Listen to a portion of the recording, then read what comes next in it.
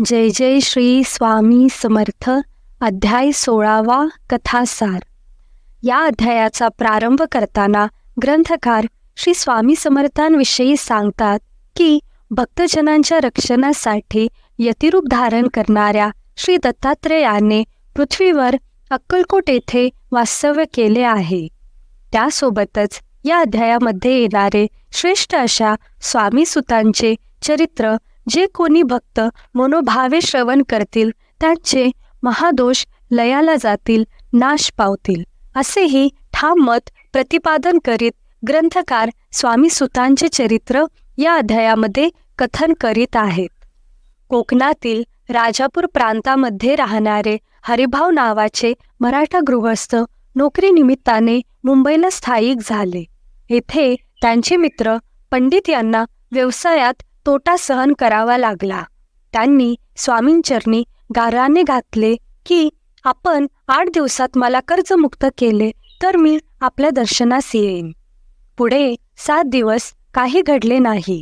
मात्र 8व्या दिवशी हरिभाऊ व त्यांचे मित्र जाऊन पंडितांची भेट घेते झाले. व्यवहारात खोट आलेल्या हरिभाऊंनी पंडितांना आपल्यासोबत व्यवहारात येण्याची गळ घातली. पंडित कसेबसे तयार झाले. मात्र श्री स्वामी कृपेने या तिघांना पुढे व्यवहारात अपार फायदा घडला. त्यामुळे हे सर्वजण अक्कलकोटास गेले व श्री स्वामी कृपेचा आनंद अनुभवून आले. श्री स्वामींनी हरिभाऊंना चांदीच्या पादुका तयार करून आणण्यास सांगितले. यातूनच हरिभाऊंना श्री स्वामींचा ध्यास लागला. ते वारंवार अक्कलकोटास जाऊ लागले. पुढे श्री स्वामींनी हरिभाऊंना आपला सूत म्हणून स्वीकारले आणि संसार लुटवण्यास सांगितले. श्री स्वामींच्या सांगण्यानुसार हरिभाऊंनी संसार लुटवला आणि गोसावी होऊन मुंबई येथे श्री स्वामी मठाची स्थापना केली व स्वतःला ते पूर्णत्वाने श्री स्वामी सेवेमध्ये झोकून देते झाले. आता आपण 16वा अध्याय संस्कृत भाषेमध्ये बघूयात. षोडशोऽध्यायः. श्री गणेशाय नमः. भक्तजन तारणार्थ यतिरूपे श्री दत्त भुवरी प्रकट होत अक्कलकोटी वास केला. जे जे झाले त्यांचे भक्त त्यांत श्रेष्ठ स्वामी सुत ऐकताम त्याचे चरित्र महादोष जातील. प्रसिद्ध मुंबई शहरात हरिभाऊ नामे विख्यात आनंदे होते नांदत निर्वाह करीत नौकरीने. कोकण प्रांती राजापूर तालुक्यांत इटिया गाव सुंदर. हरिभाऊ तेथील राहणार जात मराठे तयांची. ते खोत त्या गावचे होते संपन्न पूर्वीचे. त्याच गावी तयांचे माता बंधू राहाती. मुंबईत तयांचे मित्र ब्राह्मण उपनाव पंडित. ते करिता व्यापार त्यांत तोटा आला तयांसी. एके समी पंडितांनी स्वामी कीर्ती ऐकिली कानी.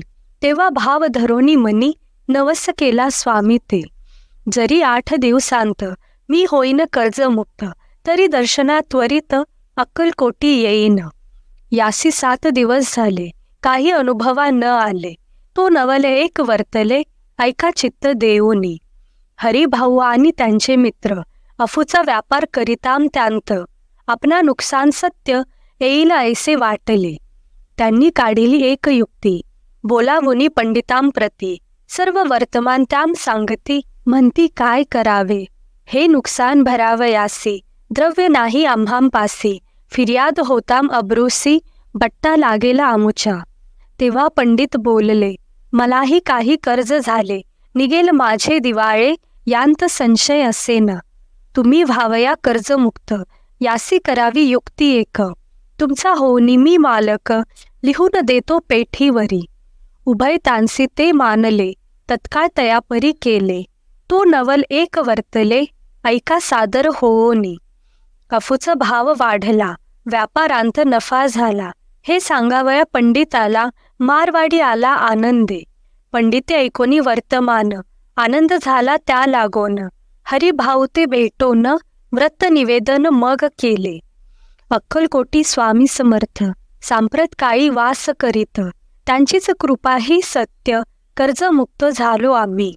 नवस केला तयांसी जाऊ माता दर्शनासी. वार्ता ऐकुनी उभयतांसी चमत्कार वाटला.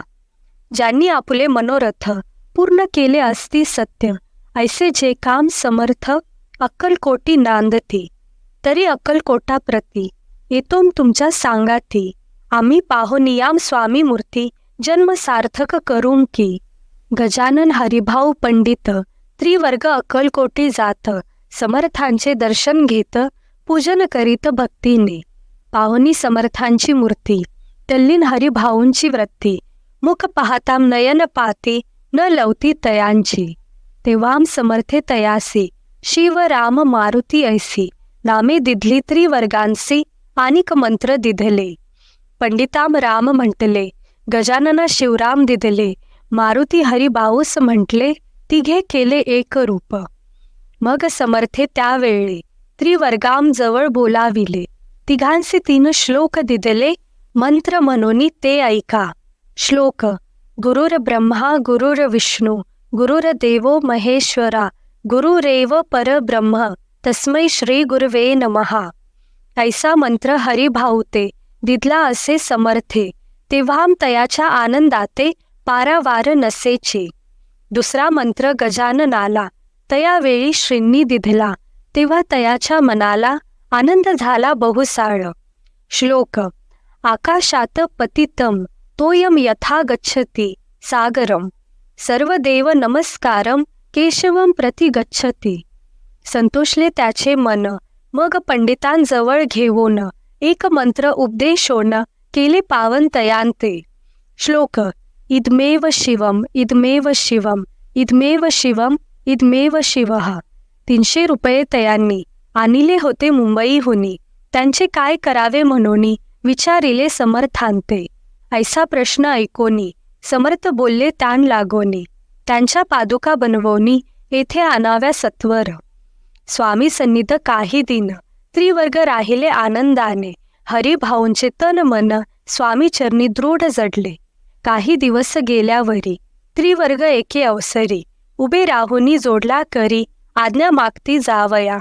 आज्ञा मिळताम तयांसी आनंदे आले मुंबईसी. हरिभाऊच्या मानसी ध्यास लागला स्वामींचा. व्यवहारी वर्तताम स्वस्थता नसेची चित्ता. गोड न लागती संसार वार्ता चैन नसे क्षणभरी. असो पुढे त्रिवर्गांनी चांदीच्या पादुका करवोनी अर्पावया स्वामी चरणी आले अक्कलकोटाते. भक्तजनांचा कैवारी पाहोनियाम डोळे भरी. माथा ठेविला चरणावरी बहुत अंतरी सुखावले. चांदीच्या पादुका आणल्या त्या श्रीचरणी अर्पण केल्या. समर्थे आदरे घेतल्या पायी घातल्या त्याच वेळी. त्या आत्मलिंग पादुका 14 दिवस पर्यंत देखा. पायी वागवी भक्त सखा दिदल्या नाही कोणाते. हरिभाऊ एके दिनी समर्थांसन्निध येऊनी दर्शन घेऊन श्रीचरणी मस्तक त्यांनी ठेविले. तो समर्थे त्यांप्रती घेऊन या मांडीवरती वरदहस्त सत्वर गती मस्तकी त्याचे ठेविला. म्हणती तू माझा सूत झालासी आताम निश्चित. परिधान करी भगवे वस्त्र संसार देई सोडोनी.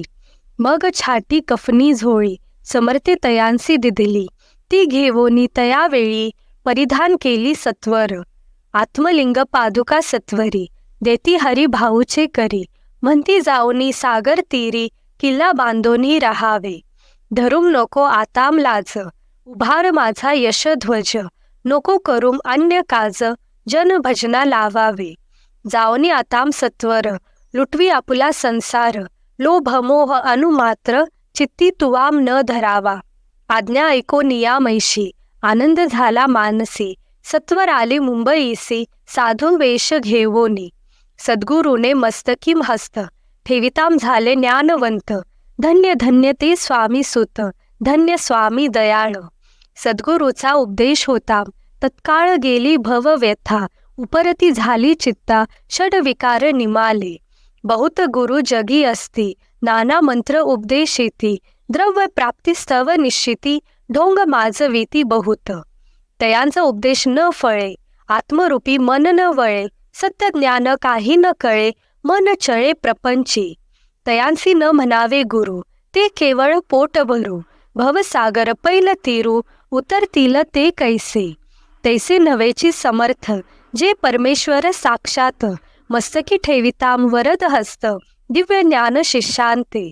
असो हरिभाऊने काय केले, ब्राह्मणांसी बोलाविले, संकल्प करुनी ठेविले तुळसी पत्र घरावरी.